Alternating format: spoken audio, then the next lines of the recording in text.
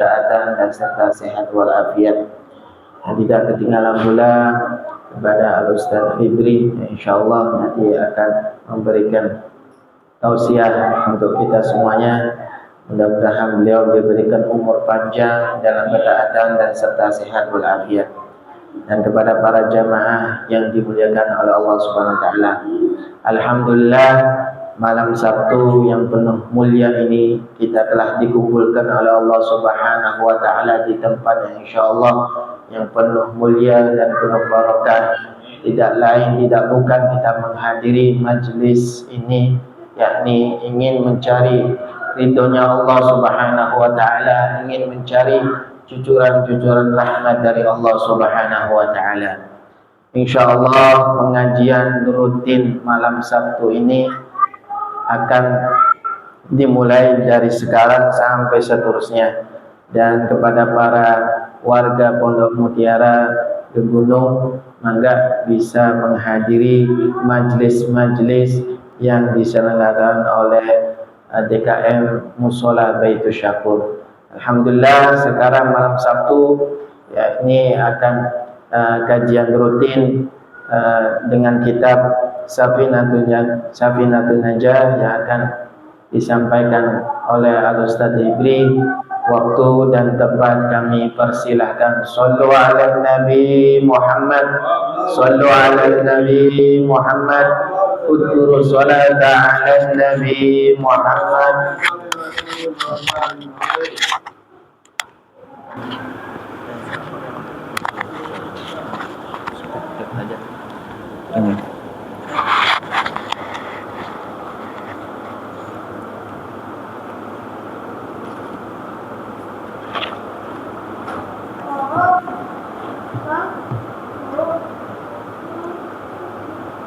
Bismillahirrahmanirrahim.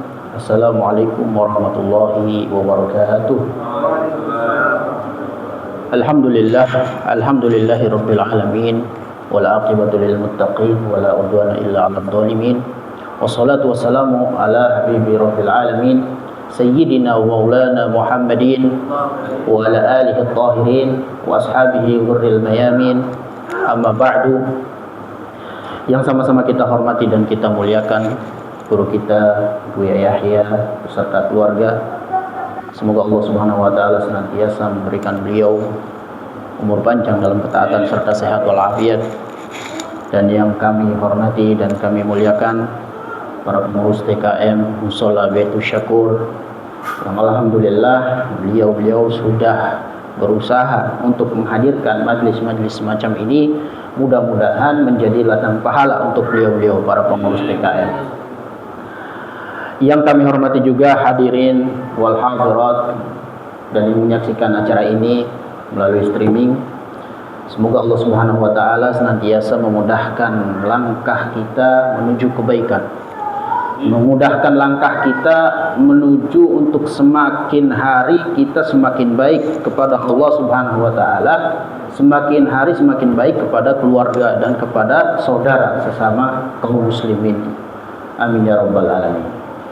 Pada kesempatan kali ini kita akan bersama-sama belajar dengan Syekh Salim bin Sumer Al-Hadrami dengan kitabnya Safinatun Najah yang membahas tentang fikih. Mengapa fikih itu penting? Karena Al-Quran sendiri yang menyarankan kita untuk mempelajari ilmu fikih. Karena ilmu fikih itu berkaitan dengan bagaimana cara kita beribadah, dengan bagaimana cara kita bermuamalah kepada Allah dan bermuamalah kepada sesama manusia. Oleh karena itu fikih sangat penting karena berhubungan dengan bagaimana cara kita beribadah kepada Allah Subhanahu wa taala. Di dalam Al-Qur'an disebutkan salat, di dalam Al-Qur'an disebutkan wudu, di dalam Al-Qur'an disebutkan jual beli. Dan disitulah harus kita pelajari. Dari mana mempelajari hukum jual beli, hukum sholat, kemudian syarat sahnya sholat, syarat sahnya wudu, yaitu bukan tidak lain adalah dari kitab-kitab fikih. Dan fikih, kata Nabi SAW dalam hadis, man yuridillahu bihi khairan yufaqihu fiddin. Barang siapa yang dikehendaki oleh Allah Subhanahu wa taala menjadi orang yang baik, maka dia akan dipahamkan kepada kepada agama. Makanya fikih itu secara bahasa adalah faham. Secara bahasa adalah paham yang benar tentunya. Karena jika pemahaman kita terhadap satu hukum itu benar, maka ibadah kita akan diterima oleh Allah Subhanahu wa taala. Tapi kalau kita salah dalam memahami, maka ibadah kita pun akan salah. Dan kalau ibadahnya salah, otomatis tidak diterima oleh Allah Subhanahu wa taala. Hadirin yang dirahmati Allah Subhanahu wa taala, kalau kita berbicara tentang fikih, ya, para a'immah kita dari dulu, dari zamannya Nabi SAW, kemudian zaman sahabat dan zaman tabi'in sampai tabi'ut tabi'in, fikih itu belum dibukukan, belum dijadikan satu fard. Karena apa? Karena waktu itu di zaman Nabi SAW, Nabi ada. Jadi ketika ada syariat, Nabi langsung yang menjelaskan, makanya belum ditulis. Pun demikian di zaman sahabat. Karena di zaman sahabat adalah sebaik-baik zaman juga. Makanya khairul quruni qurni, tsummal ladzina yalunahum, tsummal ladzina yalunahum. Sebaik-baik zaman itu ya zamannya Nabi, kemudian zaman sahabat, kemudian zaman tabi'in. Tabi'ut tabi'in. Makanya belum dibukukan. Kapan dibukukan? Di zamannya Sayyidina Abu Hanifah, Nu'man bin Thabit Abu Hanifah. Maka beliau yang membukukan awal, yang mengumpulkan kaidah-kaidah fikih, kemudian dibukukan. Dan seterusnya ada murid-muridnya, Al-Imam Muhammad bin Hasan Asy-Syaibani, kemudian Abu Yusuf, dan seterusnya dilanjutkan oleh Malik bin Anas, ya, Sahibul Muwatta, yang mempunyai kitab Muwatta, dikumpulkan kaidah-kaidah fikih, ya. Maka nanti akan terdapat dua kelompok dari ahli fikih. Ada ahli ra'i dan ahli hadis. Kalau Imam Malik mengambil kaidah-kaidah fikihnya dari hadis, sedangkan Imam Abu Hanifah adalah dengan ra'i, dengan akal. Karena manusia itu diciptakan mempunyai akal. Akal digunakan untuk berpikir. Makanya ketika Imam Abu Hanifah dikenal sebagai ahlul ra'i, imam ahlul ra'i, orang yang menggunakan akalnya. Imam Malik bukan berarti tidak menggunakan akal, enggak. Karena untuk menghafal hadis itu juga butuh menggunakan akalnya. Tapi nanti muncullah imam kita, Imam Syafi'i, yang mengumpulkan dua thariqah tadi, dua cara mengumpulkan ilmu hadis dan juga ilmu akal. Dijadikan satu, ahlul ra'i dan ahlul hadis. Setelahnya ada muridnya Imam Ahmad bin Hanbal. Itu sejarah singkat ditulisnya kitab-kitab fikih. Kemudian fikih itu banyak, ya. Fikih itu yang membahas tentang syariat, al-ahkam, allati tubhasu ahkam syar'iyyah. Jadi ilmu yang mempelajari tentang hukum syariat yang diambil dari dalil-dalil yang sudah terperinci. Apa dalil-dalil yang sudah terperinci? Al-Quran, hadis, ijma', qiyas. Al-Quran, hadis, ijma', qiyas, ya. Yang pertama adalah Al-Quran dan hadis. Fikih dari mana mengambil hukumnya? Dari Al-Quran. Fas'alu ahla dzikri in kuntum la ta'lamun. Al-Quran. Maka tanyakanlah kepada orang yang berpengalaman dalam hal ini, orang yang berpengetahuan, ya. Maka kembali Al-Quran. Kemudian di dalam fikih juga, di dalam hadis, maka marji'nya kembali ke hadis. Kemudian ijma' dan qiyas. Baik. Kemudian kita berbicara tentang kitab Safinatun Najah. Safinatun Najah itu adalah kitab mukhtasar, ringkasan sebenarnya. Mukhtasar yaitu ringkasan, satu kitab yang diringkas oleh Syekh Salim Abdullah Sa'ad Sumer Al-Hadrami, yang ditulis atau yang disusun oleh Syekh Salim, ya, bin Sumer Al-Hadrami, aslinya dari Yaman, dari Hadramaut. Kemudian beliau mengarang kitab namanya Safinatun Najah, dan beliau tuwfiya di Jakarta. Syekh Salim bin Sumer Al-Hadrami meninggal di Jakarta pada abad ke-13. Dan Safinatun Najah ini kitab yang barokah, karena sebagai salah satu muqarrar atau kurikulum di setiap pesantren pasti ada ini, ya. Khususnya pesantren salaf pasti ada kitab Safinatun Najah. Kenapa? Karena dia sangat ringkas, ibarahnya atau bahasanya mudah dipahami, ya, dan juga sangat gampang untuk dibaca, gitu. Sangat gampang, enggak terlalu gede, ya. Karena kitab fikih itu sangat banyak sekali, khususnya di dalam mazhab kita Imam Syafi'i, dimulai dari fikihnya Imam Syafi'i sendiri kemudian ada tabaqat-tabaqatnya, ya. Tapi Syekh Salim bin Sumar Al-Hadrami mengambil dari kitab-kitab yang besar tadi, kemudian dikumpulkan menjadi satu kitab yang kecil supaya apa? Supaya bisa dipahami oleh masyarakat awam.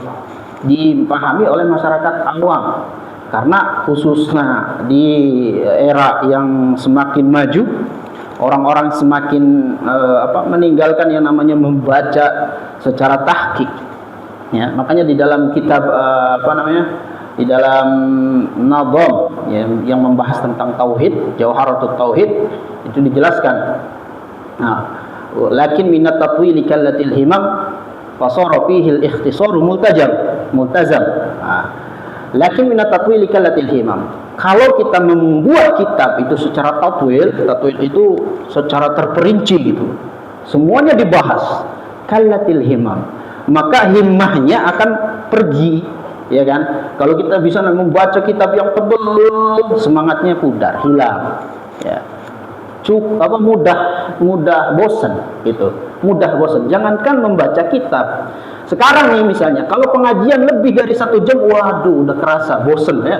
Apalagi yang monoton, kajiannya gitu terus, ya. Kajiannya gitu terus, ada yang tidur, ada yang main HP gitu kan, ada yang entah pikirannya kemana gitu kan. Itu kalau bukan membaca, itu mendengarkan. Apalagi sekarang, ya, sekarang. Atau jangan pengajian deh, menyimak misalnya nonton YouTube tapi yang bermanfaat, ya. Misalnya durasinya 1 jam, waduh itu bosan kan, pasti dipercepat mana yang penting-pentingnya. Maka Syekh Salim, ya, bin Sumar Al-Hadrami pun demikian, meringkes, mengambil mana sih yang paling penting yang harus dipelajari oleh kita, oleh orang mukallaf. Nah, diambillah pokok-pokok yang penting-penting lalu dijadikan satu dalam kitab Safinatun Najah. Dan Safinatun Najah ini hanya membahas tentang ibadah ubudiyah saja. Sedangkan fikih itu dibagi menjadi 4 kelompok. Yang pertama adalah yang membahas tentang ubudiyah, qismul ubudiyati, qismul muamalati. Yang kedua adalah qismul muamalah, yang membahas tentang muamalah. Yang ketiga adalah yang membahas tentang ahwalus syakhsiyah.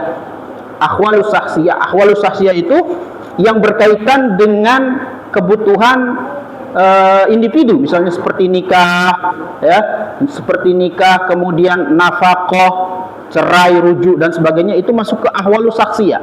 Dan yang keempat adalah yang berkaitan dengan jinayah, kriminal, ya. Makanya fikih itu dibagi menjadi 4 kelompok.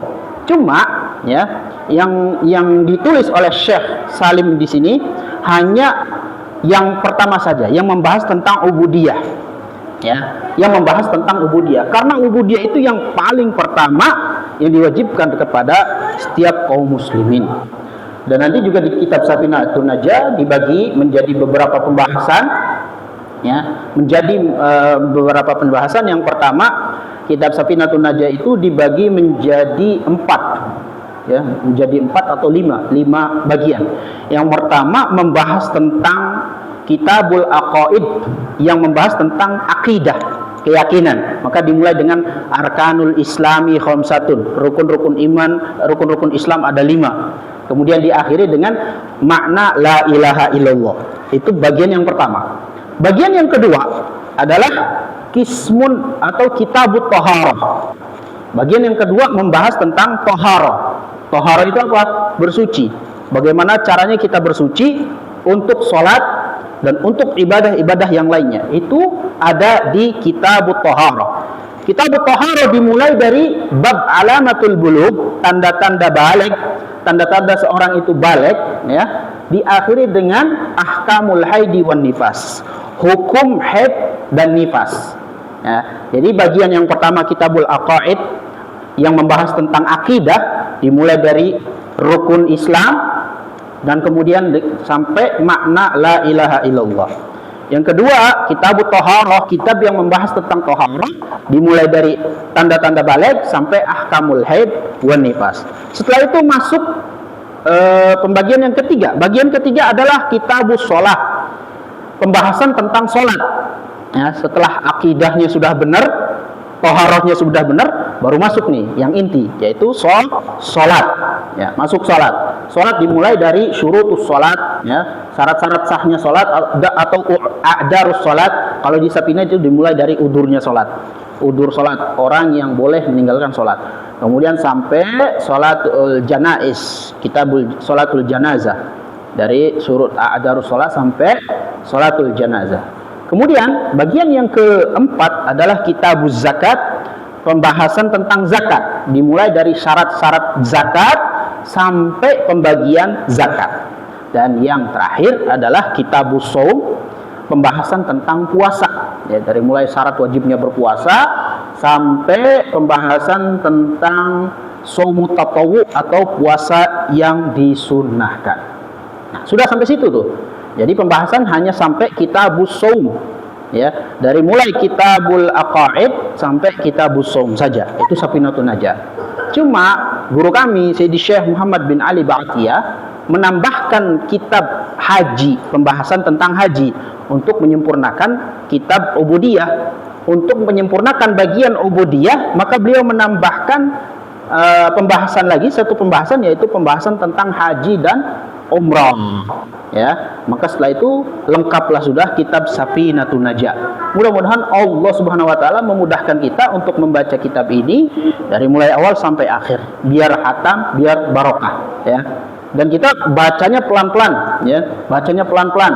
Tidak perlu kayak pesantren dimaknain satu-satu, bismillah, baknya apa, sinnya apa, seperti itu, agar kita lebih mendalami lagi di kitab Safinatun Najah. Kalau mau belajar cepat gampang, tapi belajar cepat paham, cepat selesai, cepat hilang, cepat lupa, gitu. Ya, caranya supaya ingat, ya itu sedikit, ya, sedikit. Itu sedikit dari pembahasan mengenai isi daripada kitab Safinatun Najah, ya, Safinatun Najah. Dan banyak syarahnya. Kitab Safinatun Najah itu syarahnya banyak. Jadi ada matan, ada syarah. Kalau matan itu ya inti-intinya gitu ya. Matan, syarah berarti yang menjabarkan, menjelaskan. Syarahnya banyak, ada Nailur Roja misalnya. Nailur Roja, syarah Safinatun Najah. Ada juga Imam Nawawi Al-Bantani mempunyai syarah kitab Safinatun Najah yang dinamakan Kasyifatus Saja. Kasyifatus Saja. Kemudian juga Sayyidi Syekh Muhammad bin Ali Ba'atiyah, guru kami, mempunyai syarah mengenai kitab Safinatun Najah, namanya Ghayatul Muna. Ghayatul Muna syarhu Safinatun Najah, dan banyak yang lainnya. Ada yang dijadikan nadham. Yang dijadikan nadham Sulamur Raja Tanwirul Hijah. Tanwirul Hijah itu syarah Safinatun Najah tapi dalam bentuk nadham. Saking barokahnya kitab ini, banyak ulama-ulama yang mensyarahi kitab. Jadi semakin banyak syarahnya, itu menunjukkan semakin barokah kitabnya. Jadi orang dulu tuh kitabnya simple, sedikit, tapi yang menjarahkan banyak karena barokah, karena ikhlas, seperti Syekh Al-Jurumiyah dan yang lain sebagainya. Karena beliau mengarang kitab ini tujuannya agar memberikan manfaat bagi umat, akhirnya kitab ini dijaga sampai sekarang dan banyak disyarahi oleh para ulama. Baik, kita masuk ke muqaddimah, ya. Kita masuk ke muqaddimah agar bisa membaca dari kitab ini. Bismillahirrahmanirrahim.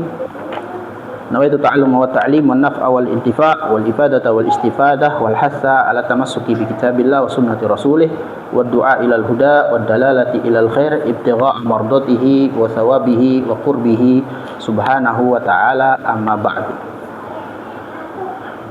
Kitabul Aqaid, ya, yang pertama membahas tentang akidah atau keyakinan, karena akidah itu sangat penting. Kalau akidahnya salah, maka ibadahnya pun salah. Maka yang pertama harus dilakukan oleh seorang muslim adalah membenarkan akidahnya. Akidah itu penting, ya. Akidah itu penting. Maka dari itu, kalau di dalam ilmu akidah, ilmu mantek, awalu hal yang wajib dilakukan oleh seorang yang beriman adalah nador, katanya. Nador itu apa? Nador itu mencari pembenaran atas akidahnya. Ya, contohnya nador yaitu, jadi kalau nador itu, kalau bahasa buyanya itu adanya jejak kaki hewan di padang pasir, menunjukkan adanya hewannya. Berarti adanya alam semesta menunjukkan adanya Sang Maha Pencipta. Itu kurang lebih nador itu seperti itu. Tujuannya apa? Untuk membenarkan akidah bahwasanya yang wajib disembah hanya Allah Subhanahu wa taala. Baik, kita mulai bismillahirrahmanirrahim. Jadi kebiasaan para ulama ketika beliau mengarang kitab, ketika beliau menulis kitab, dimulai dengan bismillahirrahmanirrahim.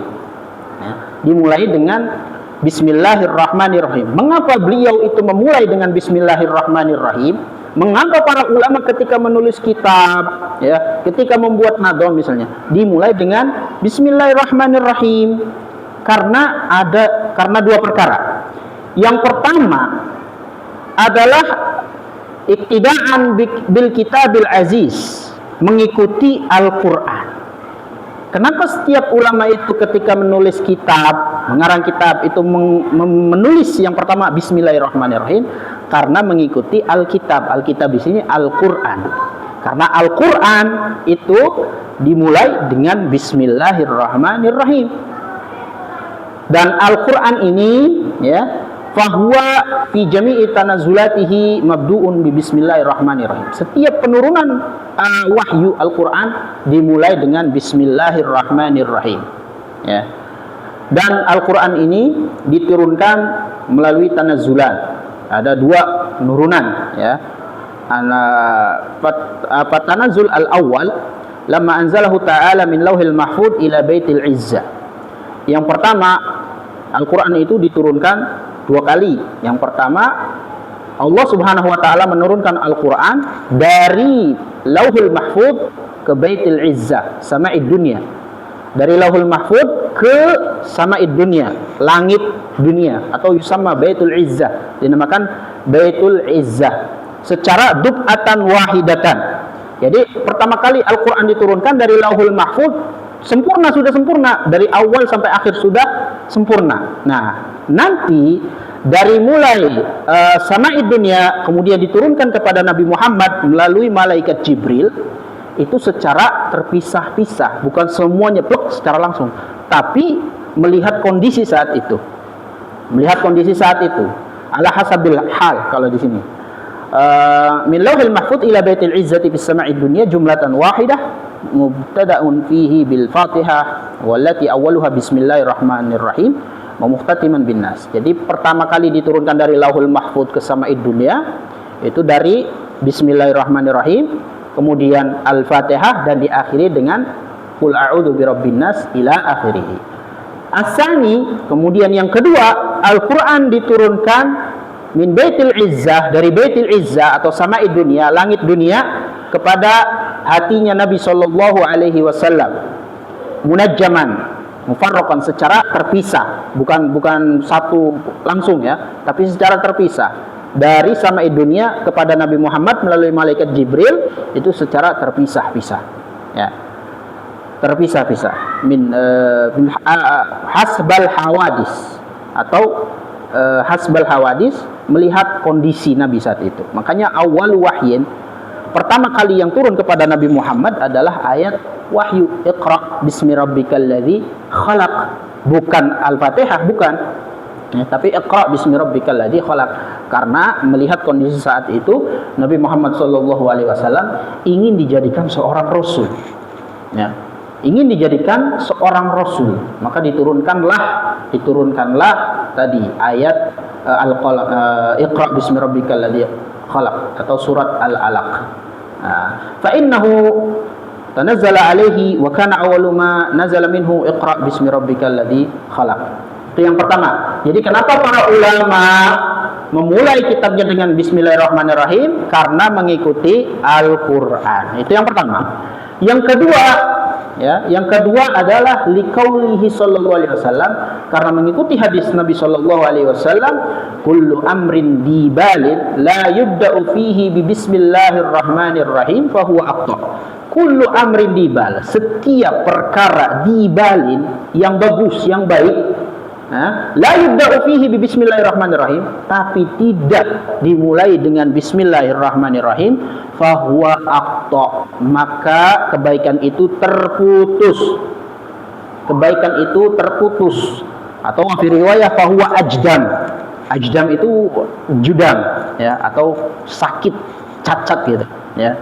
Jadi setiap kebaikan yang tidak dimulai dengan bismillahirrahmanirrahim, maka fahuwa aqta, terputus. Maksudnya terputus itu qalilul barakah, barokahnya sedikit. Makanya beda ketika kita minum dengan menggunakan bismillah, kemudian dengan minum tanpa menggunakan bismillah, ya, beda dong pahalanya. Kalau yang pakai bismillah, barokah minumannya, mendapatkan pahala. Tapi kalau yang tidak dimulai dengan bismillah, ia kurang berkah airnya. Itu. Bahkan di kisah-kisah para aulia, ya, orang yang ada yang wiridannya itu mengamalkan bismillah, bismillah, bismillah, itu bisa menjadi penjaga bagi dirinya. Jadi yang kedua adalah mengikuti hadis Nabi Muhammad SAW. Setiap perkara yang baik yang tidak dimulai dengan bismillahirrahmanirrahim, maka akan terputus atau barokahnya kurang. Annahu maqtu'ul barokah, nah, wa mamhuquha, ay qalilun manfaatnya sedikit.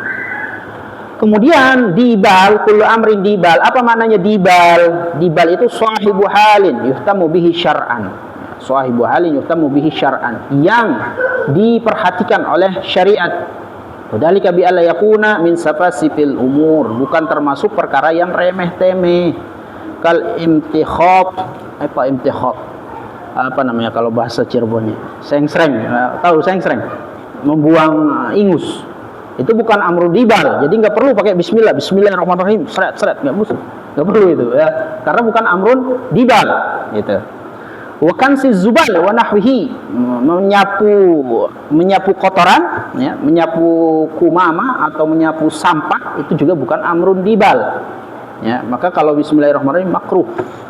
Tapi kan untuk menggabungkan antara membuang sampah itu kan pahala, ya. Dan daripada cabang iman, paling tingginya mengucapkan kalimat la ilaha illallah. Paling ringan atau paling sedikitnya iman adalah membuang kotoran di jalan, gitu kan. Maka ulama menggabungkan antara la ilaha illallah dengan membuang sampah tadi. Cuma di hati, ya, dikeraskan. Dan bismillah tidak dianjurkan karena itu bukan amrun dibal. Walaysa dzikran mahdhan kal hamd wa takbir wa du'a. Jadi itu bismillah. Jadi para ulama mengawali bismillah karena dua perkara tadi. Yang pertama mengikuti Al-Qur'an, yang kedua mengikuti hadis Nabi sallallahu alaihi wasallam. Kemudian ada beberapa fadail, keutamaan membaca bismillahirrahmanirrahim. Di antaranya adalah bismillahirrahmanirrahim adalah ayat yang pertama kali, ya, ditalkinkan kepada Nabi sallallahu alaihi wasallam. Jadi setiap wahyu yang turun kepada Nabi dimulai dengan bismillahirrahmanirrahim. Jadi ada hadis, faqad warada an Nabi sallallahu alaihi wasallam annahu qala kana Jibril idza ja'ani bil wahyi awwalu ma yulqi alayya bismillahirrahmanirrahim. Setiap Jibril datang kepadaku, kata Nabi Muhammad, maka beliau tidak memulai ayat kecuali diawali dengan bismillahirrahmanirrahim. Rawahu Daruqutni, hadis yang diriwayatkan oleh Imam Daruqutni. Kemudian di antara fadilah bismillahirrahmanirrahim, annaha tahwi ismullahil a'zam alladzi idza du'iya bihi ajab. Jadi di dalam bismillah itu ada nama Allah Subhanahu wa taala.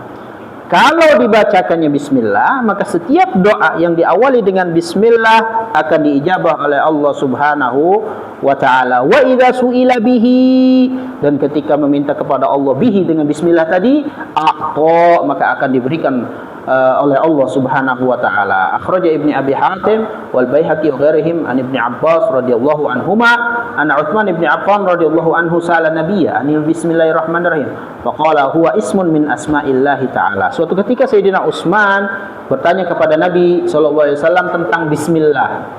Maka Nabi menjawab, bismillah adalah salah satu nama dari nama Allah Subhanahu wa taala. Wa ma bainahu wa baina ismillahi al-akbar illa kama baina sawadil ain wa bayadha minal qurb.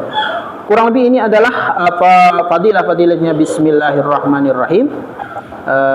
Dan wa min fadailiha marwahu Ibnu Mardaweh wa Tha'labi an Jabir bin Abdullah radhiyallahu anhuma annaha lamma nazalat harbul ghaim ila al-masyriq wa sakanatir riyah wa hajal bahr wa asghatil bahaim bi adaniha wa rujimatis syayatin wa halaka Allah bi izzatihi wa jalali alla yusamma ismuhu ala syai'in illa baraka fi. Dan tidaklah sesuatu kebaikan itu diberikan nama Allah Subhanahu wa taala kecuali akan diberkahi oleh Allah Subhanahu wa taala. Nah, kemudian ada fawaid, ada faidah-faidah daripada bismillahirrahmanirrahim. Dan banyak sekali faidah-faidah dari kalimat bismillahirrahmanirrahim. Cuma di sini disebutkan sedikit saja, hanya beberapa yang disebutkan agar tidak terlalu panjang. Yang pertama, annaha tufarrijul karb wal humum. Bismillahirrahmanirrahim itu kalau dibaca bisa menghilangkan karb wal humum, gundah gulana. Jadi kalau hati gundah, ya, sedih dan sebagainya, baca bismillahirrahmanirrahim akan menghilangkan itu semua kegundahan, ya. Dengan syarat bismillah bacanya khusyuk, tidak memikirkan apapun. Bismillah. Jadi mengingat Allah Subhanahu wa taala. Apa sih bismillah? Bismillah dengan nama Allah Subhanahu wa taala. Jadi kalau orang humum, orang sedih, ya, orang gundah, itu kuncinya satu, ingat Allah Subhanahu wa taala. Kalau sudah ingat Allah Subhanahu wa taala, maka kesedihan itu lambat, meskipun lambat, ya, akan hilang. Makanya kalau sedih baca Quran. Baca Quran itu apa? Mengingat Allah Subhanahu wa taala. Nah, salah satu faedahnya membaca bismillahirrahmanirrahim akan menghilangkan kegundahan hati, ya. Fa'an Amirul Mukminin, diriwayatkan dari Amirul Mukminin Sayyidina Ali bin Abi Thalib radhiyallahu anhu wa karramallahu wajhah marfu'an idza waqa'at fi warqatin faqala bismillahirrahmanirrahim wa la haula wa la quwwata illa billahil azim fa inna Allaha yusrifu biha ma syaa min anwa'il bala rawahu Ibnu Sunni wa Dailami. Ketika terjadi musibah, ya, terjadi bala, terjadi suatu penyakit, kemudian dibacakan bismillahirrahmanirrahim dan dibacakan la haula wala quwata illa billahil aliyyil azim, maka Allah akan menyingkirkan bahaya tersebut, maka Allah akan menyingkirkan bala tersebut, ya. Hadis diriwayatkan oleh Al-Imam Ad-Dailami. Banyak sekali masalah-masalah yang masalah dan faidah-faidah dari bismillahirrahmanirrahim ini. Ya, ini baru bismillahirrahmanirrahim. Baru bismillah ini. Ya. Kemudian ar-rahmanirrahim. Ar-rahmanirrahim adalah nama Allah Subhanahu wa taala, Ar-Rahman Ar-Rahim. Ini berbeda itu, Ar-Rahman Ar-Rahim. Ada Ar-Rahman itu, Ar-Rahman Al-Rahim. Faqaddama Ar-Rahman Al-Rahim. Allah mendahulukan Rahman Al-Rahim. Karena apa?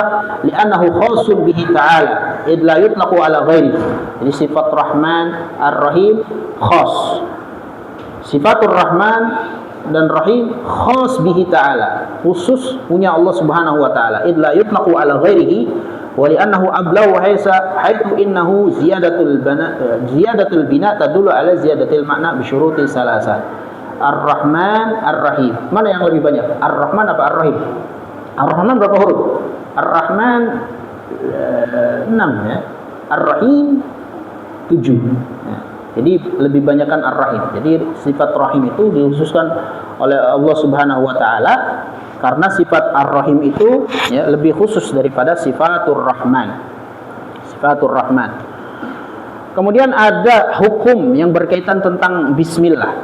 Hukum membaca bismillah ada 4. Hukum membaca bismillah ada 4. Yang pertama, wajib. Kapan kita wajib membaca bismillah? Ketika di dalam sholat, ketika membaca Al-Fatihah. Maka siapa yang membaca Al-Fatihah tanpa membaca bismillahirrahmanirrahim, menurut pendapat Imam Syafi'i, madhab kita, sholatnya tidak sah. Karena bismillahirrahmanirrahim ayatun minal Quran, ya, minal Fatihah. Karena bismillahirrahmanirrahim termasuk salah satu ayat dari surat Al-Fatihah. Jadi kalau membaca surat Al-Fatihah tanpa membaca bismillah, maka sholatnya tidak sah karena membaca Fatihahnya kurang, ya. Itu pertama, hukum membaca Fatihah adalah wajib di dalam sholat ketika membaca suratul Fatihah. Yang kedua adalah nadab, sunnah. Kapan? Inda kulli amrin dibalin, ketika ingin melakukan sesuatu kebaikan, ya, suatu kebaikan yang didukung oleh syariat, seperti makan, ya, minum, kemudian ingin menjalankan aktivitas, maka dimulai dengan Bismillahirrahmanirrahim. Hukumnya apa? Sunnah. Sunnah. Yang ketiga adalah hurmah, haram. Kapan kita membaca bismillah menjadi haram? Oh, kok baca bismillah haram? Iya. Kapan? Indal muharram lidzatihi kasyurbil khamr. Ketika ingin melakukan perbuatan yang haram, mau mencuri misalnya, baca bismillah dulu biar banyak nih dapatnya. Ah, ini nggak boleh, haram. Atau inda syurbil khamr, ketika pengen minum khamr, minum anggur, minum arak, membaca bismillah. Wah, kalau ini namanya pelecehan ya. Kan ada tuh di sosial media, ada orang yang makan babi tapi dimulai dengan bismillah, langsung digeruduk oleh kaum muslimin. Nggak boleh, haram membacanya kalau melakukan sesuatu yang haram. Kemudian yang keempat adalah makruh. Kapan makruh membaca Bismillahirrahmanirrahim? Indal makruh lidatihi kanatmi syaibi, ketika ingin melakukan perkara yang makruh. Contohnya perkara yang makruh itu mencabut uban. Natfi syaib, ada uban itu jangan dicabut, Pak. Makruh itu. Uban itu tanda bahwa kita semakin tambah umur, semakin dekat ajal, harusnya semakin ingat kepada Allah Subhanahu wa ta'ala. Berarti semakin banyak uban harus semakin dekat dengan Allah Subhanahu wa ta'ala. Bukan dicabutin, apalagi dikok, disemir ya. Bukan disemir. Bahkan itu tanda kalau kita semakin dewasa, kita semakin matang dalam kehidupan, seperti itu. Ya. Maka mencabut uban adalah makruh, dan membaca bismillahnya menjadi makruh, ya. Wala ta'tarihal ibaha li'anna ma'asluhun nadab la ta'tarihal ibaha wa qila takunu mubahah karena mata' min makan ila akhir. Jadi kalau baca bismillah tidak ada hukum boleh ya, hanya 4 tadi, imma wajib, sunnah, haram, dan makruh. Mubah, gimana mubah? Enggak, karena ma'asluhun nadab, perkara yang asalnya itu sunnah, la ta'tarihil ibaha, tidak menjadikan boleh. Artinya apa? Ya antara sunnah, makruh, haram, sama wajib saja. Sudah. Ya. Tapi wakila takunu mubahah, dikatakan membaca bismillah juga diperbolehkan ketika kanaklil mata, seperti mengangkat barang, ya, memindahkan barang dari tempat satu ke tempat yang lainnya. Tapi tetap kita menghukumi itu sunnah, karena itu juga merupakan dibalin. Kita bekerja adalah dibalin, perkara yang bagus, perkara yang didukung oleh syariat, seperti itu. Ini baru Bismillahirrahmanirrahim. Kemudian Alhamdulillah. Alhamdulillah. Setelah membaca Bismillah, kemudian musannif membaca Alhamdulillah.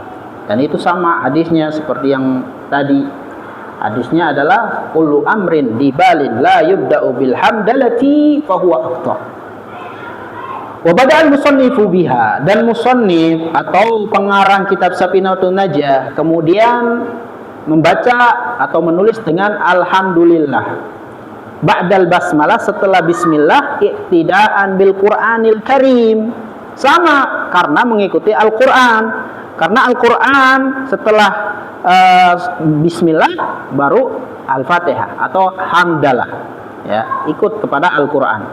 Wa amalan biqaulir Rasulil Karim, dan mengamalkan hadis Nabi Muhammad sallallahu alaihi wasallam, kullu amrin dibalin, setiap perkara yang baik, yang bagus, la yubda'u fihi, tapi tidak dimulai bil hamdalati, dengan alhamdulillahi rabbil alamin, fahuwa aqta, maka akan terputus barokahnya, kurang, keberkahannya berkurang, karena tidak dimulai dengan alhamdulillahi rabbil alamin. Rawahu Abu Dawud wa Nasa'i wa Ibnu Majah. Hadis diriwayatkan oleh Imam Abu Dawud, Imam Nasa'i, Imam Ibnu Majah, dan Imam Ibnu Hibban. Wa ma'ata fi riwayatil al-basmalah ya'ti huna fi riwayatil hamdalah. Riwayat yang tadi di basmalah juga ada riwayat di alhamdulillah. Wa riwayatul hamdalati as-sah wa athbat min riwayatil basmalati kama qalahu ahlu fannir riwayah. Dan katanya riwayat alhamdulillah ini lebih sahih daripada riwayat basmalah tadi. menurut ahli riwayat. Kemudian alhamdu, apa sih artinya alhamdu? Alhamdu lugotan, alhamdu secara bahasa itu at-tana, pujian. Ya, secara bahasa at-tana bil kalam ala jihati ta'dim li ajli jamilin ikhtiyari, yaitu pujian dengan perkataan ala jihati ta'dim, karena untuk mengagungkan seseorang, ala jihati ta'dim, untuk mengagungkan li ajli jamilil ikhtiyari, itu alhamdulillah. Misalnya ketika kita diberikan nikmat oleh Allah Subhanahu wa taala, nikmat sehat, nikmat rezeki banyak, nikmat anak yang soleh, apa yang kita ucapkan? Alhamdulillah. Kita memuji kepada Allah Subhanahu wa taala bil kalam, dengan ucapan kita. Seperti itu. Dengan ucapan kita.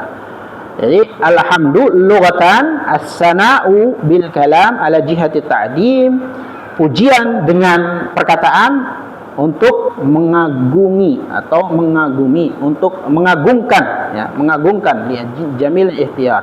Wala farqa an yakuna dzalika al-jamil min al-fadail wa hiya an-ni'am al-qasira ghair al-muta'addiyah wa hiya allati la yatawaqqaf ittisafu biha ala ta'addi athariha lil ghairi kas-shalah wal 'ilm aw min al-fawadil wa hiya an-ni'ma al-muta'addiyah ay yatawaqqaf ittisaf. Jadi nikmat itu kan ada nikmat zahir, ada nikmat batin. Nikmat zahir ya tadi rezeki yang tampak, anak-anak yang soleh, sehat walafiat. Yang tidak tampak, nah datangnya kita ke tempat ini, bisanya kita melakukan sholat, bisanya kita melakukan puasa, itu adalah nikmat juga. Tapi nikmat yang jarang disadari, apalagi waktu, waktu dan kesehatan. Makanya Nabi SAW mengingatkan kepada mereka, orang-orang yang menyia-nyiakan waktunya, orang-orang yang menyia-nyiakan kesehatannya, diingatkan oleh Nabi SAW, ni'fatani maghbunun fihima katsirun minan nas. Ada dua nikmat yang mana banyak sekali orang yang tertipu oleh dua nikmat ini. Apa itu? As-sihh wal faragh, kesehatan dan waktu yang luang. Yang harusnya kesehatan ini bisa kita gunakan untuk berbuat baik, untuk beribadah kepada Allah Subhanahu wa taala, untuk mendidik anak-anak kita, untuk berbakti kepada orang tua. Tapi banyak orang tertipu. Kadang kita lalai, ketika kosong kita lebih sering membuang-buang waktu. Kita sering menggunakan waktu kosong kita untuk scroll TikTok lah, untuk scroll YouTube dan yang lainnya. Yang harusnya waktu kosong ini bisa bermanfaat. Ya, kalaupun tidak bernilai ibadah, tapi bermanfaat dari segi duniawi. Ya, kita bisa menggunakannya untuk bersih-bersih, atau kita bisa menggunakannya untuk belajar ilmu bisnis, ilmu ekonomi dan sebagainya, belajar parenting, mendidik anak dan sebagainya. Tapi kadang kita ya terpleset. Ya, setan itu selalu menggoda manusia untuk selalu jauh dari Allah Subhanahu wa taala. Caranya bermacam-macam. Kadang diajak kepada kebaikan, kadang diajak kepada keburukan. Ya. Karena ketika kita berbuat baik, setan itu nggak mau. Ada cerita. Jadi cerita ada seorang yang kebiasaannya itu selalu bermaksiat kepada Allah Subhanahu wa taala. Kebiasaannya mabuk. Kalau nggak mabuk pergi ke tempat pelacuran. Ya. Tapi suatu ketika ini orang sadar, pengen datang ke masjid, sholat, taubat kepada Allah Subhanahu wa taala. Ya. Maka ketemu sama orang tadi. Ya. Orang itu pergi ke masjid, ketemu sama temannya. Ente mau kemana? Anak mau ke masjid. Nggak percaya. Mau kemana? Ke masjid. Kok tumben ente? Biasanya ente ke sana, ke tempat-tempat itu. Kalau nggak mabuk ya main perempuan. Kok tumben ente mau sholat? Ya, karena tobat, pengen kembali kepada Allah Subhanahu wa taala. Tiba-tiba di jalan ketika pengen menuju masjid, ada kulit pisang. Diinjaklah kulit pisang itu, terjatuh dia. Ya. Terjatuh karena nginjek kulit pisang tadi. Setelah terjatuh pingsan. Setelah pingsan sadar dia. Sadar, ketemu lagi sama orang. Ente mau kemana? Ke masjid. Oh sudah, saya antar. Ketika sampai masjid, orang yang pingsan tadi berterima kasih kepada orang yang mengantarkannya. Terima kasih sudah mengantarkan aku, wahai orang baik. Terus orang yang nganterinnya ngomong, saya bukan orang baik. Terus kamu siapa? Saya iblis, katanya. Loh, kok kamu iblis ngantarkan saya ke masjid? Iya. Karena apa? Karena ketika kamu tadi tobat, ya, pengen niat ke masjid, terus kamu jatuh, dosamu sudah dikurangi. Saya nggak mau kamu terjatuh untuk kedua kali sehingga dosamu dihapuskan. Makanya saya tuntun kamu ke masjid. Gitu. Saking apanya? Saking hebatnya itu taubat, ya. Hanya keinginannya ingin ke masjid saja sudah diampuni oleh Allah Subhanahu wa taala. Apalagi bisa sampai ke masjid. Jadi dari kisah ini kita bisa mengambil manfaat kalau orang yang benar-benar ingin menuju kepada Allah Subhanahu wa taala, ingin taubat, seberat apapun jalannya, maka akan Allah ganjar, maka Allah akan berikan balasannya. Ya, belum tentu dia sampai ke masjid nih, tapi karena niatnya tadi, dia sudah diberikan ampunan oleh Allah Subhanahu wa taala. Ya, kembali lagi kepada tadi, kita syaitan nggak mau kita itu berada dalam jalan yang lurus, berada dalam kebaikan, pasti digoda. Kalau nggak jalan kesesatan, ya jalan kebaikan. Oh, dirajinkan dia ke musola, dirajinkan dia sholat berjamaah, sholat di masjid, ya, dirajinkan dia untuk azan, untuk baca Quran dan lain-lain, tapi disisipkan oleh setan. Oh, kamu paling bagus suaranya, ya, kamu paling istiqomah di musola ini, masya Allah, ya, digoda oleh setan sehingga apa? Sehingga amal-amalnya tadi hilang rasa ikhlasnya. Karena sudah hilang rasa ikhlasnya, amal tadi tidak ada nilainya di hadapan Allah Subhanahu wa taala. Semoga yang kita lakukan ini senantiasa diberikan keikhlasan oleh Allah Subhanahu wa taala. Ya, karena kita ngaji bukan karena siapa yang ngisinya, bukan karena banyak jemaahnya, tapi kita ingin mengisi kekosongan ini untuk perkara yang baik agar mendapatkan ridho dari Allah, agar mendapatkan ilmu, dan agar kita terus sambung dengan guru-guru kita, sambung dengan baginda Nabi sallallahu alaihi wasallam. Wallahu a'lam bishawab. Ini saja yang bisa kami sampaikan. Ada tanya jawab apa? Ada. Ya, mungkin sampai sini, ya, nanti kita akan lanjutkan. Wallahu a'lam waradul ilmi ilaihi aslam wa ahkam. Silakan, barangkali ada pertanyaan. Kalau kami bisa jawab, insya Allah dijawab. Kalau enggak, jadi PR. Ustaz Nasir yang jawab. Fadhal. Alhamdulillah, di bahasa kita pertanyaan Ustaz Nabi, maka dipersilakan sesi selanjutnya itu pertanyaan dari para jemaah yang ingin bertanya dengan satu pertanyaan saja.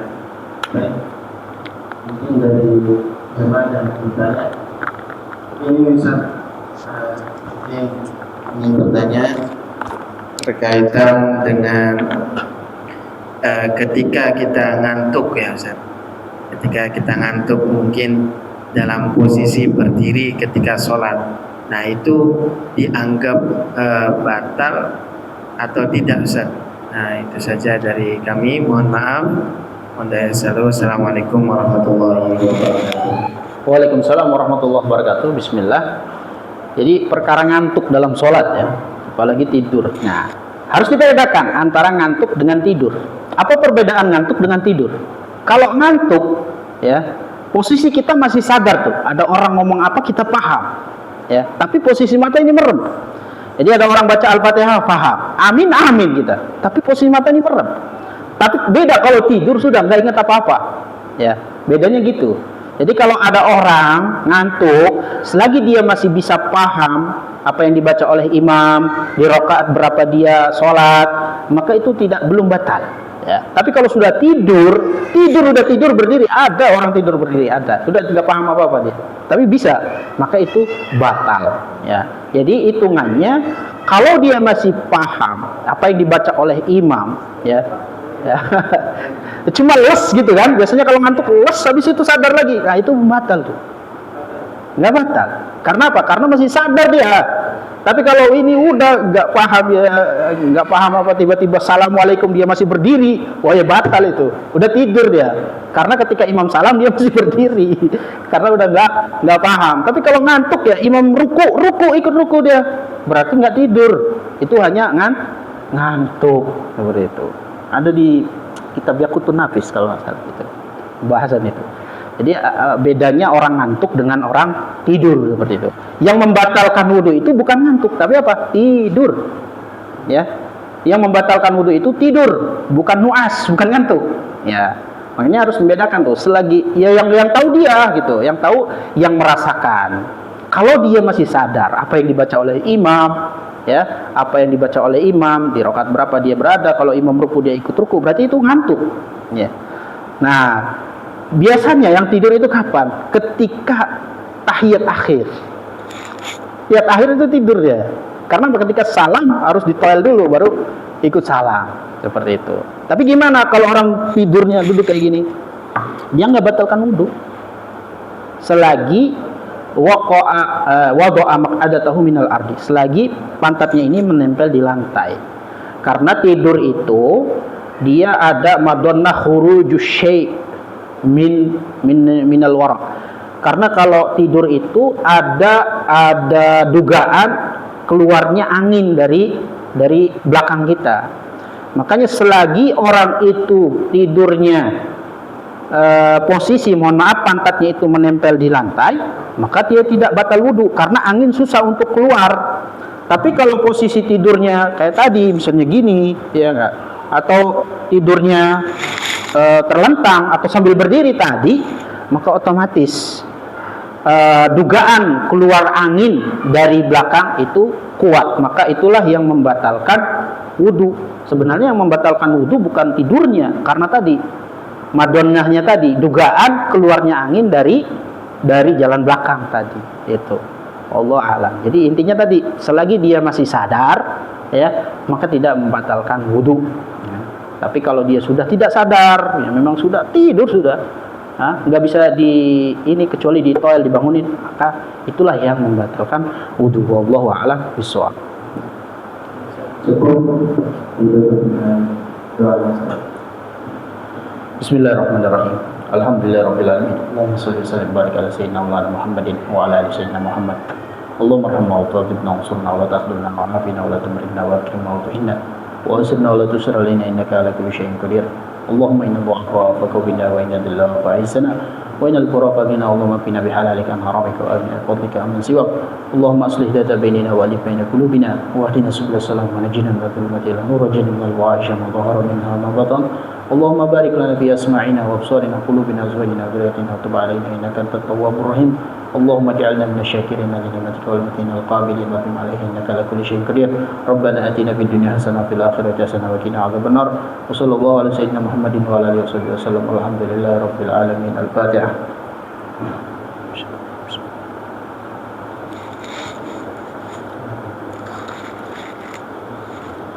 Syukran jazakumullah khairan. Terima kasih atas kesempatan, dan mohon maaf apabila ada kata-kata yang kurang berkenan, dan apabila ada kebenaran itu datangnya dari Allah, dan apabila ada kesalahan itu murni dari Al-Fakir sendiri. Kita tutup dengan kafaratul majlis. Subhanakallahumma bihamdika asyhadu an la ilaha illa anta astaghfiruka wa atubu ilaik. Wabillahi taufik. Wassalamualaikum warahmatullahi wabarakatuh. Waalaikumsalam.